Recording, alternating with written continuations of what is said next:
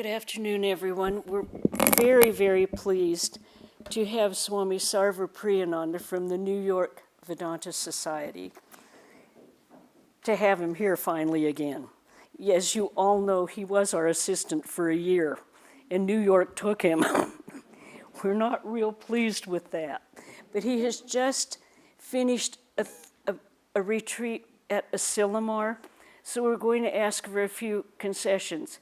Would everyone stay seated and let Swami leave the temple so he can get down to the potluck after Arati and after, if he wants to meditate a bit? Just stay seated. Then everyone come down to the potluck at the convent. And you'll have a chance to see him, but no pranams, no greetings while he's getting down there. It's just, okay, does everyone understand? And no selfies. Don't even ask. We want him to be comfortable here and to enjoy himself and not be overwhelmed with too much love. We'll call it love, okay? But we're so pleased to have him here, and he's speaking on the light of lights. The light of lights. So please. Well, is it set up for sitting and speaking, or you're sitting and speaking. Sitting and speaking.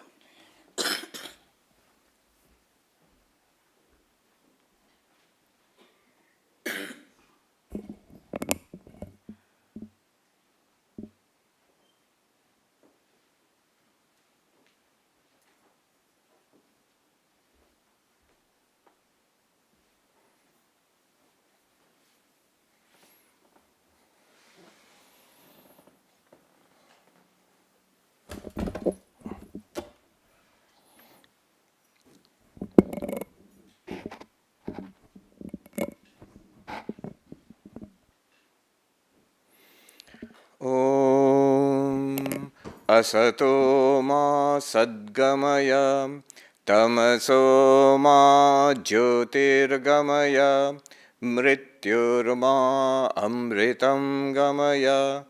Om Shanti Shanti Shanti. Om, lead us from the unreal to the real. Lead us from darkness unto light. Lead us from death to immortality. Om, peace, peace, peace. Namaste, everybody. It's wonderful to be back. I've always loved Santa Barbara, the Vedanta temple here, ever since the first time I saw it. Everything about it, the whole place and the atmosphere of the place, the bookshop, all of it really. I remember I was giving a talk at our ashram, the Vedanta Center in the United Kingdom, in England. And it's a particularly beautiful place in Buckinghamshire, a lovely old English manor. And I said, this is the third most beautiful ashram that I have ever seen. And they're whispering to each other, what are the first two? What are the first two? I said, the second most beautiful ashram I've ever seen is Santa Barbara, Vedanta Temple in Santa Barbara. And then someone asked, what's the first? First is, of course, Belur Math, our main monastery. It sort of holds the title. Yes. The light of lights. It refers to a verse in the Bhagavad Gita, in the 13th chapter, a sublime verse which goes like this. Jyotisham apitad jyoti tamasah paramuchyate jnanam geyam jnanagamyam hridhi sarvasya vishtitam. What does it mean? It is the light of lights, said to be forever beyond darkness. It is knowledge. It is that which has to be known. And it is that which is attainable by knowledge. And it's ever shining in the hearts of all beings. And what a beautiful verse, just on the face of it, if you just listen to that. There is something, some ultimate reality, which is the light of lights. What a beautiful way to describe it. And It's forever beyond darkness. And all knowledge and all that is to be known and attainable by knowledge, and it is shining in the hearts of all beings, which is a fancy way of saying it is you, it is us, it's always within us.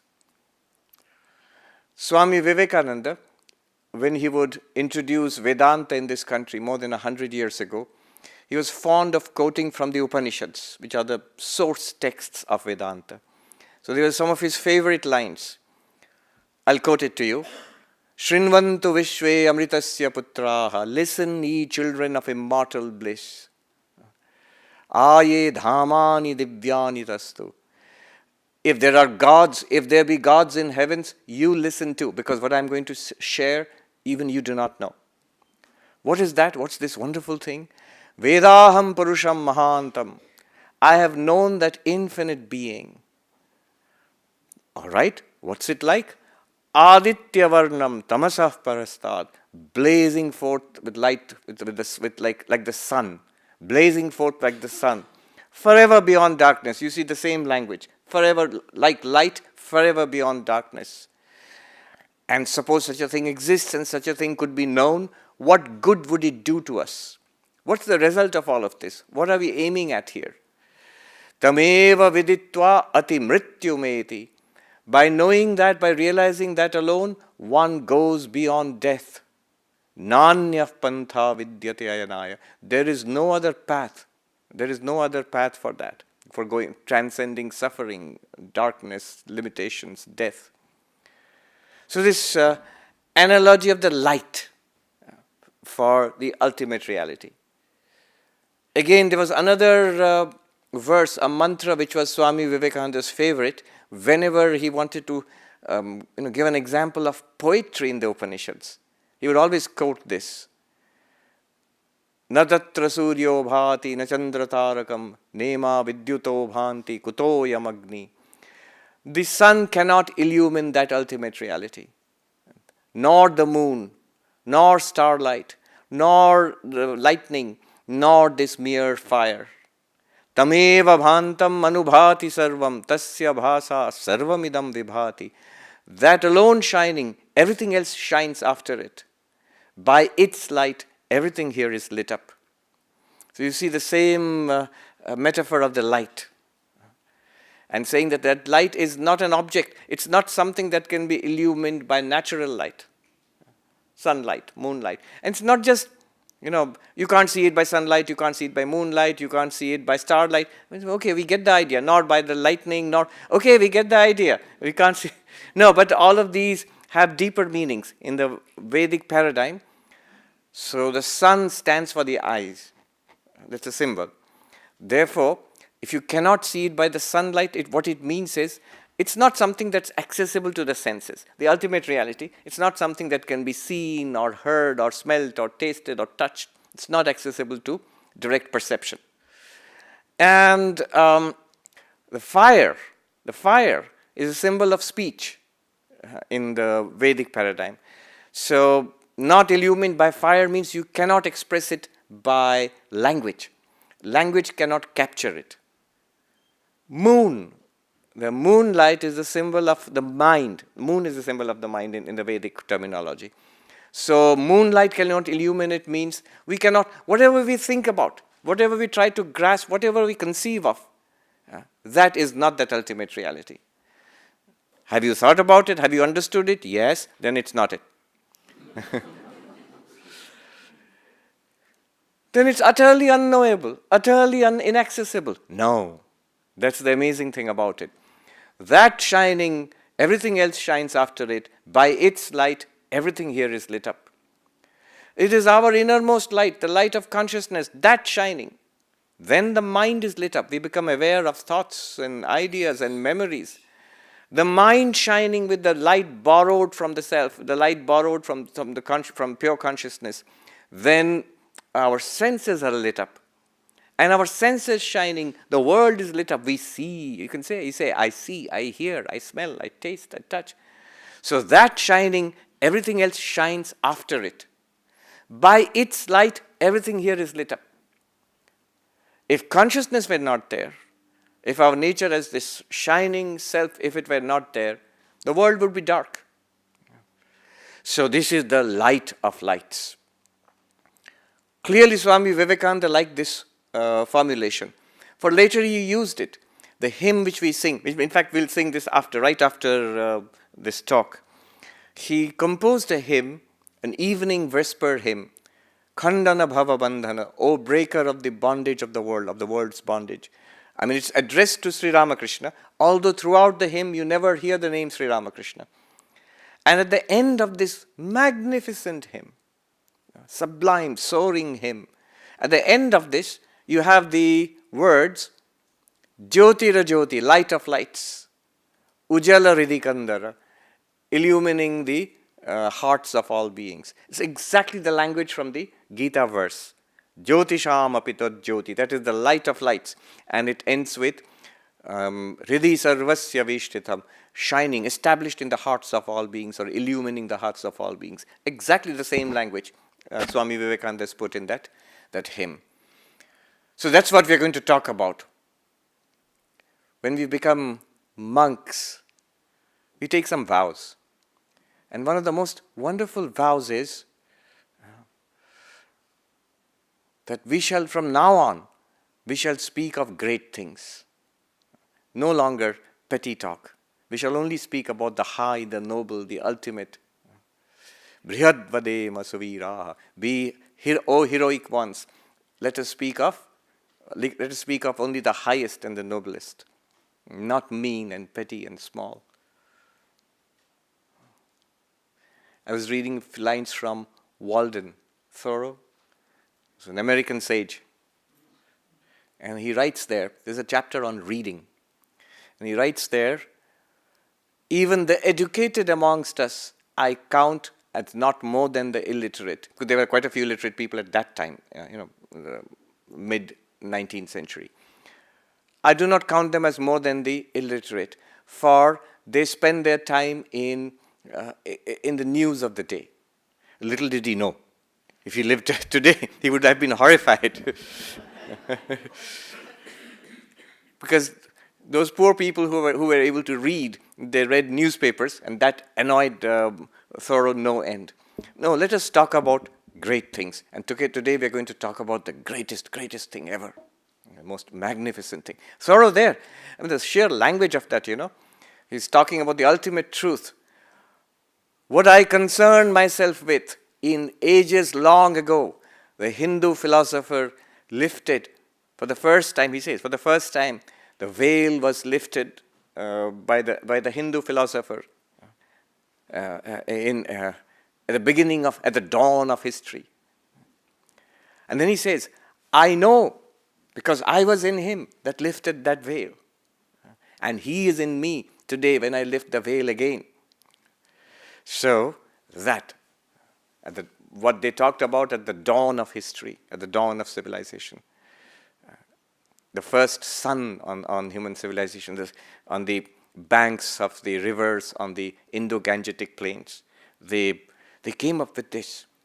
A professor of philosophy in Vancouver, he writes, consciousness studies is not a new subject. They talked about these very themes 5,000 years ago in the Upanishads. So we are going to discuss this grandest of themes. And it is our own very nature. What is light in the Upanishads? What do they mean by light? The way the word light is used, a number of words are there. Jyoti, Prakasha, Teja, many Sanskrit words for light. Anything that reveals, something is in darkness, and then anything that reveals what was hitherto in darkness, that is light. So this room was in darkness, and the light that was lit up, and now you can see, the room is revealed to us. So that's a light. That which is covered in darkness is revealed by light. Anything that reveals something covered in darkness is a light. But even that light, that also is not sufficient by itself. If I do not see, if I close my eyes, then that light is of no use. Even the sunlight is of no use to one who closes his eyes. So, the eyes are the light of that light. That light lights up everything, that is all the objects which are in darkness. But the physical light, that light, these eyes are the light of that light. For the simple reason that only with these eyes are those lights revealed, and what they reveal is also revealed by these eyes. So the eyes are the light of that.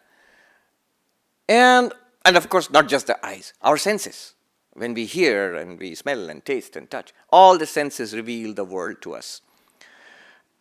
And not just these eyes, the mind must be connected to it. If I'm not paying attention, my eyes could be open. I could be seeing, but I'm not really seeing. And that's the difference between what's his name? Sherlock Holmes and everybody else, the famous detective. I don't know how many of you have read Sherlock Holmes. I'm sure most of us, yes. I have too. I was visiting Switzerland a couple of months ago, and this gentleman took me on a hike. And he said, I'll take you to the non-touristy places. So we went up a particular place. And on a mountain, he showed me a falls at the distance. He says, those are the famous Reichenbach Falls, where Sherlock Holmes is said to have met his end wrestling with Professor Moriarty, his arch enemy, and tumbled down the falls. I think Arthur Conan Doyle must have visited that part of Switzerland and wrote about it.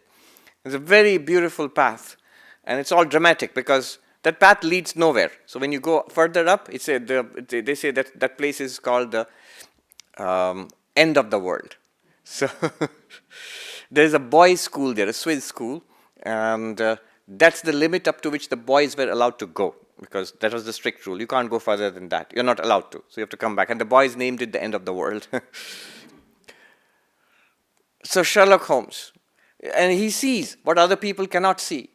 I read this joke a long time ago in Reader's Digest, where Sherlock Holmes and Dr. Watson have gone camping. And at night they are lying relaxed, and Sherlock Holmes says, Watson, are you awake? Yes. What do you see? He said, I see it's a beautiful night. There are stars and the moon. And Sherlock says, what does it mean? And Watson says, what does it mean? It means, well, the universe is vast and it's so beautiful and it's grand. There's so mysterious stars and the moon and the beautiful sky there, endless space. Why? What does it mean to you? And Sherlock Holmes says, it means our tent has been stolen.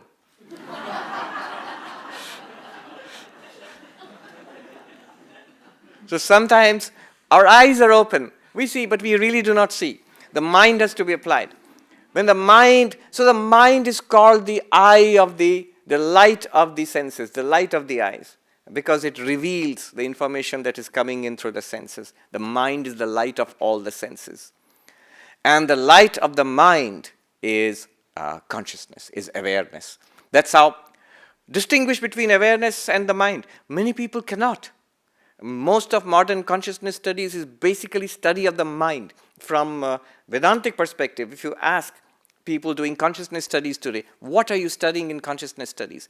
They'll say cognition, perception, and memory, and creativity, and pain, and pleasure, and all of these. This is consciousness.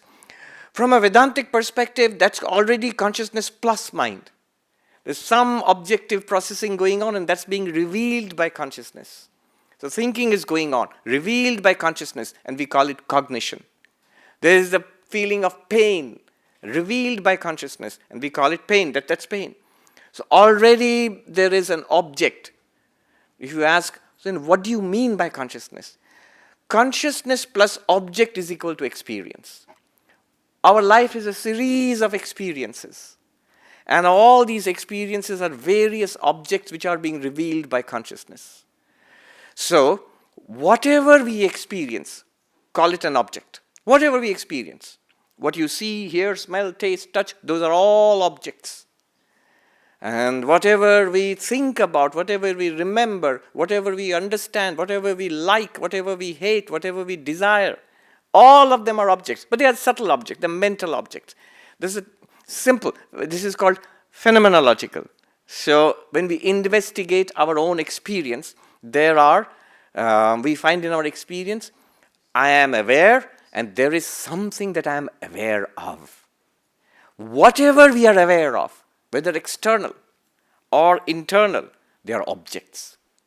That which is aware, that which experiences these objects, external or internal, that is the light, that is consciousness. So when in Vedanta we speak about the light of lights, we mean consciousness in itself. Bare consciousness, bare awareness, minus the objects. And that enables us to experience all objects, whether external, sensory, or mental, internal. This is the light of lights. What good does this do? You might say, okay, this is it's fairly obvious. All that you're saying is that we are conscious. Well, we knew that. We are conscious. What's the big deal? The big deal here is we all concede that we are conscious. We think of ourselves, yes, this is the body. We have minds and a person. That's the body, mind is a person. And I'm aware. I'm aware. There's consciousness too. So we think of ourselves as bodies with consciousness. Vedanta wants us to think of ourselves as consciousness with bodies, consciousness with minds. Shift the identity from the body-based identity, the mind-based identity, to the awareness, the consciousness. That is our true identity. I mean, consider something. We are now in the age of AI, artificial intelligence. Somebody said you can call it Advaitic intelligence, AI. And this, what it tells me is that it troubles many people. Why it troubles people is because it's doing stuff which was supposed to be the privilege of human beings only. What defined human beings? Language, understanding, creativity. The idea was one day robots will come and do all the chores. They will do the laundry and they'll mow the lawn and they will do the dishes, and I will sit and write poetry. Nobody was going to sit and write poetry, but that's how it was thought, I had these books. When we were kids, we had these books, The World of the Future. Very colorful books. I loved it, The World of the Future. And there would be these robots which would do all the difficult stuff, and human beings would do the really, really human things, make music, write poetry or whatever, compose stories, the artistic life. But now it's the other way around. It's the ChatGPT says, I'll write your poems, I'll write your stories, you do the laundry, you mow the lawn. Yes. So, because it's doing that kind of stuff, and people are beginning to relate to it. Somebody told me, it seems the Gen Z right now, the youngsters, they have stopped using Google. They're all doing their searches through ChatGPT. And you might say, what's the big deal? The big deal here is they are treating ChatGPT as a person. So it's much more relatable because it basically talks back to you and relates to you at that level. Now, it is weirdly human. And that's what disturbs people. Where's the distinguishing line now? Where's the borderline between the human and artificial intelligence, if artificial intelligence can do whatever we thought was uniquely human? Art. I saw the Metropolitan Museum of Modern Art in Manhattan. When you enter that, there is a huge installation, at least there was last year, huge installation where on a big screen, art is being constantly generated. If you look closely at the notification there, it's an AI. It's been fed all the art in the museum and told to continuously generate art. It's haunting. It's hypnotic. People are standing. It's not just me. There are other people standing and staring at it for a while. Until you realize there's no artist behind it.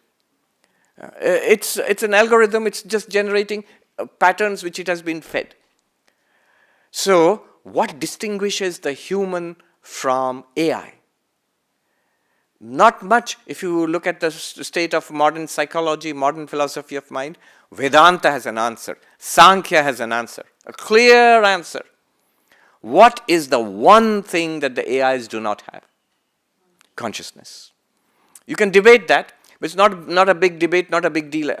Any consciousness, any AI expert will tell you, we have programmed the AI for this, that, and the other thing. Nobody is going to claim that we have programmed the AI for consciousness. They know.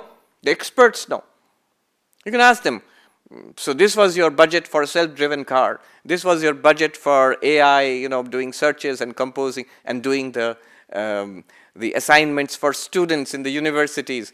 The AI does all of that very nicely. What was the budget? How many dollars for consciousness for your AI? They'll say none, zero. So AI is not conscious. Not only that, if you ask AI experts, do you have any project of making it conscious? They will say no. For the simple reason is we don't know what you're talking about. It's not defined. Dwell for a minute on how strange and how evocative that is. Creativity is a complex thing, difficult thing. Driving a car, self-driven car, this is a difficult thing. Writing, making art and writing poetry and doing university level assignments and writing the essays, in grad school, that's difficult. And the AI is doing a pretty good job of it. Why not consciousness? Just think about it. Consciousness is very simple. It does only one thing and one thing only. Consciousness does only one thing. It gives us first-person experience. It makes us into subjects.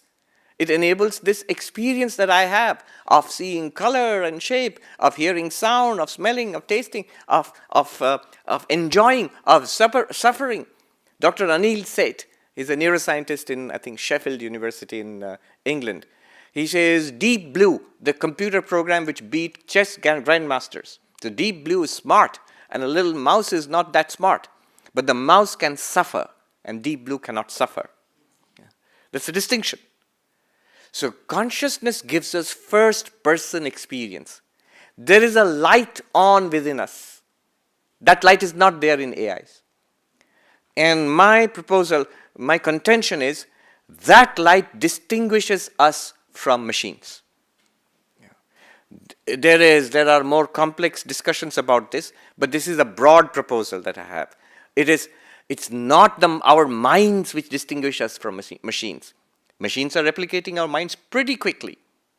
But it's that inner light, that consciousness, that light of lights which we have.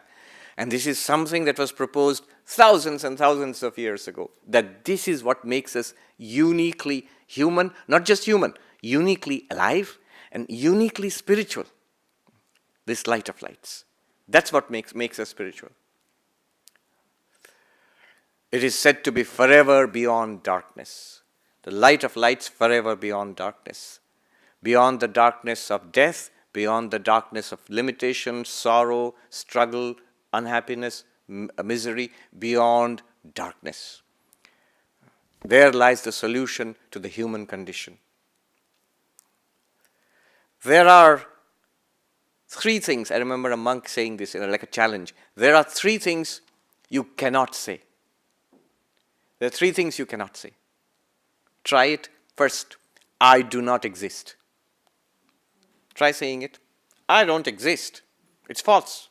The moment you utter it, it's false. The moment you think it, it's false. This is something that Descartes, the philosopher, discovered 300 years ago. What can be doubted and what's utterly certain? He set out on his great project of doubt.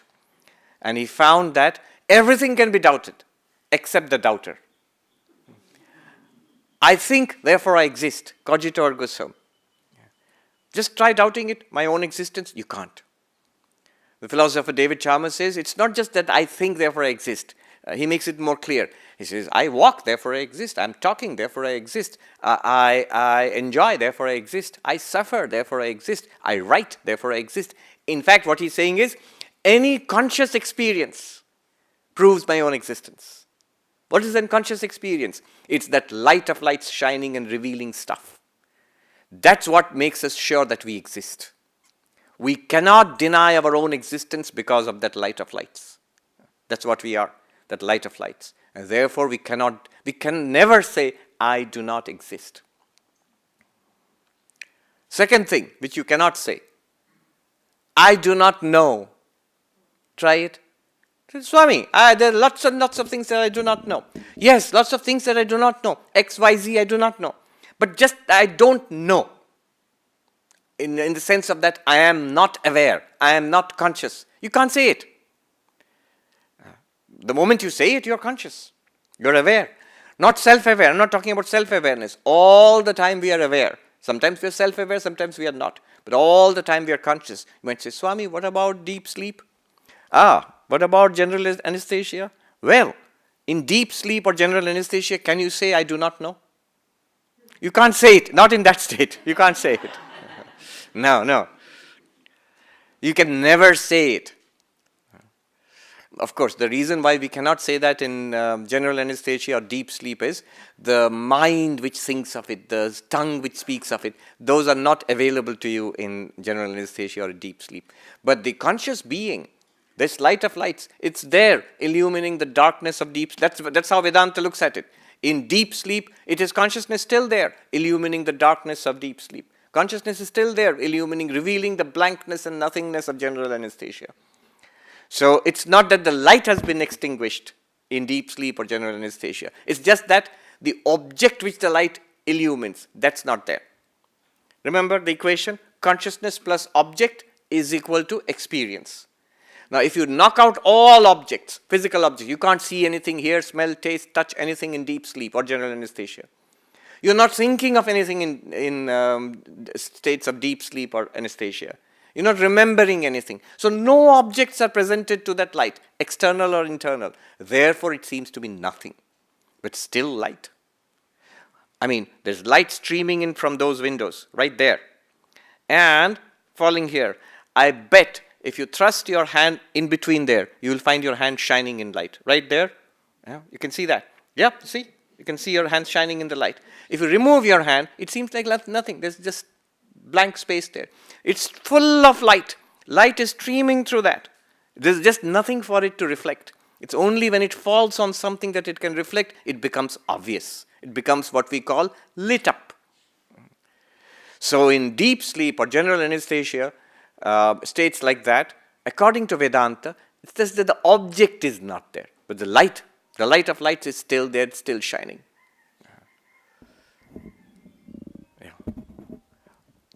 Somebody? It's being revealed by the light of lights. Yes. You cannot say, I do not know. What a remarkable thing. And the third one, even more remarkable, you cannot say, I am unhappy. See, that is even more nonsensical, Swami. I'm unhappy lots of times. Why can you not say that? Let's go a little deeper into it, and we'll learn something more about this light of lights. This light of lights, consciousness by itself, is what is called in Vedanta asanga, unattached. Non-stick, nothing sticks to you, you're Teflon. Yeah, nothing sticks to us. It reveals, Vedanta says, light, consciousness is like the sunlight which reveals everything in this universe, in this world, but it's not affected by what it reveals. When that light falls on this wooden temple, the sunlight doesn't become wooden. When it falls on the Pacific Ocean out there, the sunlight doesn't become wet. When it falls on the beach, the sunlight doesn't become dirty. So, the light is not affected by what it reveals. It reveals everything without being affected by the object revealed. And the contention is consciousness, the light of light, reveals all objects without being affected by what it reveals. The mind is affected. The body is affected, no doubt about it. The physically will be affected by the physical environment. There's no doubt about it. Pollution affects us. COVID affects us. All sorts of stuff affect us. Lack of food, too much food. All of it affects the body. And the mind is also instantly affected by the environment, by the body, by words, by language, by behavior, by our interactions with other people. The mind is affected. But the light of lights, this consciousness that we are, if we look at it by itself, it undergoes no change. It's just like this sunlight. I illumine everything without being affected by it because I, the light of lights, am distinct from what I illumine. Shankaracharya in one of the verses in Vivek Chudamani, he says, Adityavad bhasya vilakshano aham. Like the sunlight, distinct from the illumined I am. what a remarkable, insight which delivers us from suffering. All that we can experience as the illuminer without being affected, traumatized, twisted, damaged by our experiences. As that illumining light. Not as body and mind. The body will be affected, mind and senses will be affected by what we experience. What is being said here? If you know something, if you illumine something, if you are the experiencer, then you are distinct from it. So if I experience unhappiness, misery, the ups and downs of the mind, the depression of the mind, then I am not unhappy. I am the illuminer of the unhappiness in the mind. What a weird way of thinking. I am the revealer of the unhappiness in the mind. I am the light which reveals the darkness or the depression in the mind. It's a great freedom. Therefore, the Vedanta says, you cannot say, I am unhappy. Rather, if there is unhappiness, then I am not unhappy. I am the revealer, illuminer of unhappiness in the mind. Consciousness is untouched, is unaffected. Think about it. It's not a very strange thing to say. Let's go a little more deeper into this. Knowing is always unaffected by what we know. Consider the eyes. What does it get stuck to? You've seen so many things in your life. You've seen so many things in the past 1 hour. When you've driven here, come here, you've seen the freeway, you've seen the sky and the greenery and the road and the temple and the library, and the bookshop. All that the eyes are seeing by themselves. This is coming and going. To what color, what shape, what form did the eyes get stuck? None. The sense organs, the eyes, they are not stuck to their objects. It's showing us, giving us a great, great message, a great insight into our own nature. The ears are not stuck to any sound they hear. They have heard honking on the freeway, they have heard the bird song outside, they will hear the sacred chants inside. Nothing sticks to the ears. All flows. The nose, the tongue. What smell has stuck to your nose? What flavor has stuck to your tongue? Nothing. It tastes whatever is presented before it, to it, the tongue. It smells whatever the odor wafts into it. We hear whatever sound, music, noise, speech comes to our ears. And our eyes reveal whatever sights are presented to them. None of these sense organs stick to their objects. They are non-stick, Teflon coated. And the mind, even more remarkable. And that's where we are fooled. We think, Swami, but we are attached. Mentally we get attached. We get sticky mentally. We hold on to people. We hold on to people we like. We hold on to things which we want. We hold on to places and experiences. We want to repeat them. It's mental attachment, a mental stickiness. We are being fooled. Beware. The mind does not stick to anything at all. 1,000 thoughts have come in the past hour and 1,000 thoughts have gone away. And thousands more will flood in the next hours to come. And they will all go away. None will stick with you.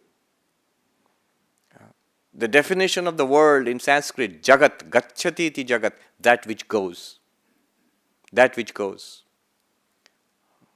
Continuously going. The body, it's interesting, the Sanskrit words, the definition of the body, sharira, that which disintegrates. That which is continuously falling apart. That which we are shedding. Yes, we're shedding all the time. That's how detectives catch criminals. All criminals are shedding their DNA and skin particles and all. Yes. So we are continuously disintegrating. Shariram, shiryate in Sanskrit, that which is continuously disintegrating. This piece of wisdom I picked up at Asilomar from a Ayurveda Acharya who was attending. He gave us some very nice piece of some insights. Quite apart from the light of lights, the physical body itself. the physical body. He says that the very name of the body in Sanskrit is that which disintegrates. It's continuously falling apart. How do you prevent it from falling apart? How do you keep it healthy? And he says the first thing is this body is mostly water. And one sign of dying, of death, of falling apart is dryness, is constriction. It constricts, dries, so Ayurveda is all about oils and keeping the body moist. And he quipped, if you dilate, then you don't die early. That's one I will not forget so easily. So none of this, no, all the senses, they are revealing to us our non-attached nature. In Sanskrit, asanga. The mind is the most non-attached of all. We think it's most attached. It is not. It only creates a delusion of attachment, of repetitive patterns. In an instant, the mind can go to sleep and forget the most beloved person, your favorite food, your most aggravating thought. It's not that we are just attached to people, and even we are attached to things which are difficult and dangerous and infuriate us. The social media companies have cottoned on to the fact. If you make the people angry, they'll become addicted to you. But the mind is non-attached to the person you love the most. The mind is non-attached to the person you hate the most. It's non-attached. In an instant, it can disappear. You can fall asleep and go into a dream world. You can go to deep sleep and forget the entire world. The mind is not attached. We are this asanga, non-attached. Not only at the level of pure consciousness, at the level of the mind, you're not attached. At the level of the senses, you're not attached. In fact, in the level of the world also, not attached. Not because we are practicing to be monks and not attached to you, detached. No, the world doesn't care. The world doesn't stop. How many friends have come and gone? How many dear ones have come and gone? How many ones we were indifferent to became dear to us, and now we can't stand the sight of them? How many whom we did not like at all have become valuable to us or important to us? It's continuously changing. Do not invest too much in this. Build no houses on this. This is a bridge. So we are unattached. Even to the world and to the people, we are unattached. And it's a good thing. It's a good thing. This is the display of life. This is the display in consciousness. Tamasah paramuchyate. It is said to be beyond darkness. Beyond the darkness of suffering. Because of this unattached nature, I'm still talking about why can I not say that I am unhappy?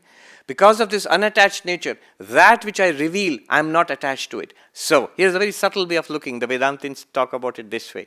Since unhappiness is revealed, since unhappiness is experienced, so yeah, unhappiness is experienced. I experience so much unhappiness, misery, depression, darkness in my life.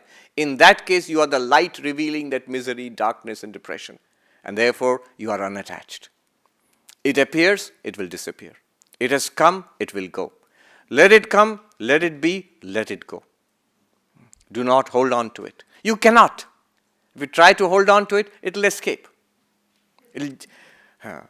And if you try to force it to stay, it will change into something you want to get rid of. If you're trying to get rid of it, it will not go. It will stay. So, be what we already are, that unattached light, which is revealing all of this amazing display. I love quoting William Blake, where he says that he who binds himself to a joy doth kill the winged life.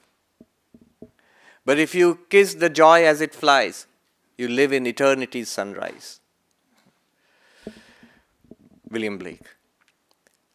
This goes a little deeper. Forever beyond darkness, let me make a little more subtle point here. Shankaracharya makes a rather cute point at this point in his work, Aparokshanubhuti. He says, ordinary light cannot reveal darkness because Light and darkness are inimical. Wherever there is light, darkness will fly. That story of the man in the village who handed his servant, here is a lamp. What shall I do with it, sir? Go where it's dark and put it there. And the man went around and he came back with the lamp. Sir, I didn't find anywhere dark. Wherever I went, there was no darkness. That's because darkness flees when you get physical light. But then Shankaracharya makes this interesting point. He says that consciousness, the light of lights, is such a light that it reveals darkness too. What kind of darkness? So it's just in two senses. One in a very simple sense, like a straightforward sense. In suppose the lights are on and I see, yeah, the lights are on. Consciousness is revealing. Light of lights is revealing that it's all lit up. Suppose the lights go off and it's all dark. Consciousness reveals that it's all dark. So consciousness is that light which reveals light and darkness. Ordinary light cannot do that because it will drive away darkness. You might say that's a cute point. What's the what do we take away from it? What you take away from it is pretty deep. Because in Vedanta, we are told that this light of lights, the only reason that it is hidden, that we do not know about it, we do not see it, is because of ignorance. Our own ignorance. It's there right now, as the verse says, shining in the hearts of all beings, as awareness, as consciousness. And yet we are not aware of it. We are not aware of awareness. We do not know it. Swami Vivekananda called it an open secret. So why is it hidden? It's hidden by ignorance, non-knowing, a veil which, like Thoreau writes, ages past, they lifted the veil. So a veil which covers it, ignorance. Now, there's a lot of detailed debates about this. So there is a counterattack against this kind of thinking. And he says, so the ultimate light, Atman, Brahman, the pure consciousness, yes. So it has ignorance. It has ignorance in that case. Because after all, we don't know about it. You are telling me I am that pure consciousness. I am that light of lights. And yet I don't know about it myself. So I have ignorance about myself, right? So that light of lights has darkness. It has ignorance. And there's no really good way of wriggling out of this one. It's a tough question. And the answer, here is the answer. It is tamasah paramuchyate. It is said to be beyond darkness. It is the illuminer of darkness. So the very fact that we say, I do not know, I am aware of this ignorance, means that this ignorance does not belong to that light. That light is untouched by that ignorance. Knowledge and ignorance belong to the ego. In Vedanta, knowledge and ignorance belong to the ego. I feel I do not know my real nature. And I feel by studying Vedanta, inquiring into myself, I will know my real nature. Knowledge and ignorance belong to the ego. The light of lights reveals both knowledge and ignorance. The ignorance of the ego is revealed and the knowledge of the ego is also revealed. But the light of lights is beyond both. This solves a pretty deep challenge to Vedanta. Does ignorance belong to pure consciousness? And the answer is no. Because pure consciousness illumines that. The verse says, tamasah paramuchyate, forever beyond darkness, even the darkness of ignorance. Jnanam, the verse says, this is knowledge. All knowledge is because of this. In one of the Upanishads, the Kena Upanishad, the student asks the teacher, I'll repeat the original mantra, the question, Kene shitam patati preshitam mana, Kena prana prathama praiti yuktaha, Kene shitam vacham vadanti, chakshu shrotram kaudeva yunakti. By what light, O teacher, am I able to think? By what light am I able to see? Am I able to hear, smell, taste, touch, speak? What is that light giving me this inner subjectivity, this inner first-person experience? Look at the sophistication of this question. All knowledge, seeing, hearing, smelling, tasting, touching, thinking, understanding, science, art, mathematics, all knowledge is made possible by this light, by consciousness. That's why it is called knowledge, jnanam. in a deeper sense. This consciousness itself is also knowledge. I mean, in the sense that it is awareness. It is that which reveals everything. Backing up a little bit, a big picture observation. The three great questions of all humanity throughout history, the deepest questions of philosophy. What is real? What's real? Is the world real? Is heaven real? Is God real? Is this a Matrix movie? What is real? Especially in these post-truth era, social media and AI fakes and all of that. What is real?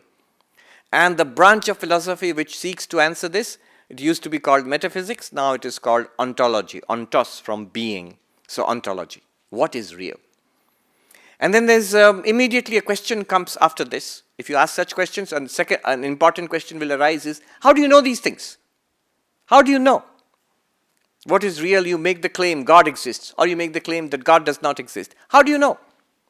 So this is the branch of philosophy called epistemology, the study of knowledge. How do you know? And then there's one more branch of philosophy which studies a bunch of things, like beauty, aesthetics, morality, ethics. But basically you can say it is the study of value. What's the point of it all? Is there any point to all of this? What are we going to get out of all of this project, this universe, our lives and all of that? Does human life have any point to it? Does life and consciousness and mind have any ultimate purpose to it? So this branch is called axiology. It's a less known term, study of values. So 3 questions. What's real? Second, how do you know? Third, what's worthwhile? What's the point of it all? And look at the big picture. Look at the answer from Vedanta. The answer is Sat-Chit-Ananda. What is reality or what's real? Sat, being itself, existence itself. It is the stuff of reality. And then, how do we know anything at all? How is knowledge possible? The answer is Chit, consciousness. And what's the point of it all? Is there any point to it all? And the answer is yes, an emphatic yes. The point is Ananda, bliss, everlasting fulfillment, transcending suffering. Sat, Chit, Ananda. What a grand answer. This is the powerful answer. You can debate it. Entire course on philosophy can be built upon this. What is the meaning of Sat, Chit, Ananda? What kind of metaphysics arises from this? What kind of epistemology, what kind of axiology arises from this? You can build up an entire course on philosophy, or more than, you can write books and books on it. But at least here is a very clear, unambiguous answer. And this is just the opening theme.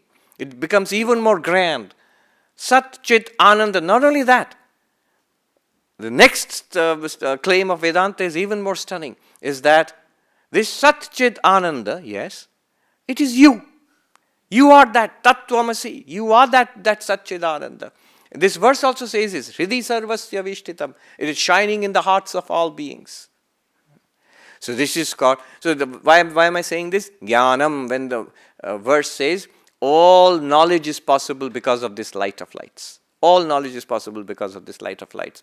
Not only all knowledge is possible, all existence is possible because of this light of lights. Not only all knowledge and existence, this light of lights itself is the purpose, the point of this entire display of the universe. Jnanagamyam. This has to be realized through knowledge. 2 words are used, Gyayam, Jnanagamyam in Sanskrit. Gyayam means this is what has to be realized. All philosophy, I would say even all science, and certainly all religion, all spirituality is a quest for this. Gyayam. What is to be known in life? This light of lights. That's what we are all looking for. Not just in this one. You might say, no, I am not looking for that. Whatever we are looking for, whether it's money or health or relationships, whether it is a longer life or power or popularity or whatever we are looking for, those are all our ways of grasping at this infinity, our true nature. This is our search, our age-old search, lifetime after lifetime. This is what we want. Gyayam, this is what we want. And Vedanta reveals it to us. In fact, all spiritual paths, that's at the core of all paths. So Vedanta is just more explicit, more in your face about it. Yeah. David Bentley Hart is a theologian, Christian theologian. He wrote this book, The Experience of God as Being Consciousness Bliss. The experience of God as being consciousness bliss.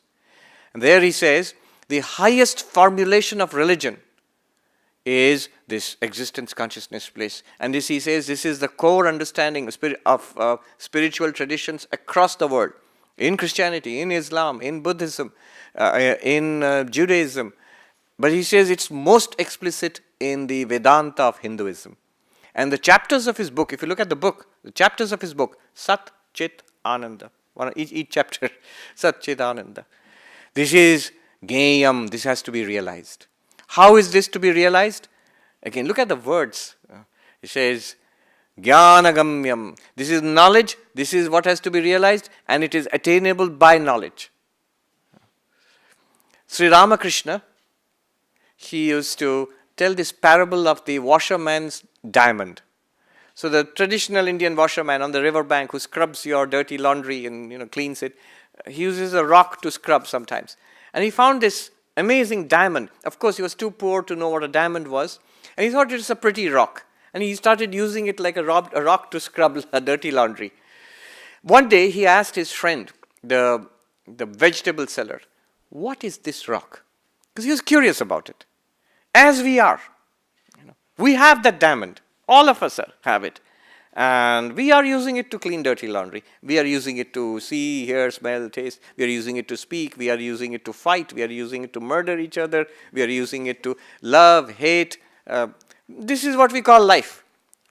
I'm talking about consciousness. I'm talking about awareness. This is the diamond. We all have it. But we don't know what it is. And yes, we are curious. So we go to the neuroscientist. What is this? As this poor washerman went to the vegetable seller. Can you tell me what this rock is? The vegetable seller said, it's a pretty rock. I'll give you 10 rupees for it. And the neuroscientist says, yeah, that's very interesting. But it's neurochemicals in your brain. It's generating this, it's the fizz in your brain, which is consciousness. Luckily, the washerman didn't sell that diamond to the vegetable seller. And so we shouldn't short sell ourselves to the materialist who tells us, you are nothing more than the fizz in the Coke bottle. That's what you are. And the fizz is running out pretty fast.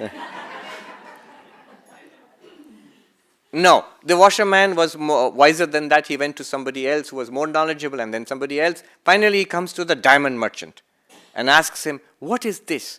And the diamond merchant said, this is the most amazing, raw, uncut diamond I've ever seen in my life. I'll give you 1,000,000 rupees for it. And so all the poverty of the washerman was removed forever. He was fulfilled. And we are exactly like that. When you come to the enlightened ones, when you come to, say, Vedanta, and you say, what is this? What am I? And we are introduced to ourselves for the first time. And we say, oh, at least in the washerman's case, he had to sell the diamond and get 1,000,000 rupees. In our case, we get to keep it.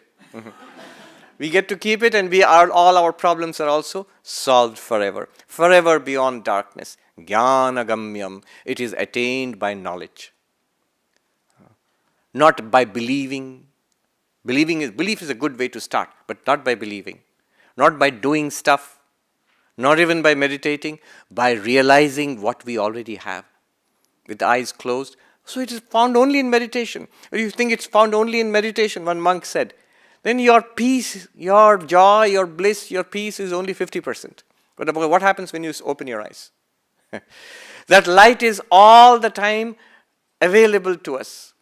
Choicelessly, effortlessly, constantly, instantaneously. It is the light by which we are seeing right now. It is the light by which you are listening right now. It is the light by which you are understanding, not understanding. All of that is the same light. You say, I get it. It's that light. I don't get what you are saying. It's that light. Yeah. Absolutely. Shankaracharya, the great master of non-duality, he's humorous. He was a teenager. He said, whether you like it or not, whether you accept it or not, I am your guru. In the sense, I am pointing this out to you, and all we need is to be introduced to this diamond, because it's our diamond. And if once it's introduced, it's already ours anyway. So we don't need to depend on it on anybody. Vedanta gives us what we already have. In Sanskrit, this is called praptasya prapti. That which we already have is given to us. And that which was never there is removed by Vedanta. Nivrittasya nivritti, samsara. When this diamond, which we already have, when we do not know it, it reveals samsara to us. When we know it for what it is, the light of lights, then that very samsara appears as moksha, nirvana, freedom to us. Right here, right now. I pray to Sri Ramakrishna to bless us, that this light of lights, which is our own, it's our own property. It is us. It is what we are. There's no reason why we should not know it. No reason why we should not benefit from it. Absolutely no reason. By His grace, may this be revealed to us, may it become clear, and may we be able to live in this light lifelong, in this life and beyond this life also. Om Shanti Shanti Shanti Hari Om Tat Sat Shri Ram Krishna Arpanamastu. It's time for Arati, I think.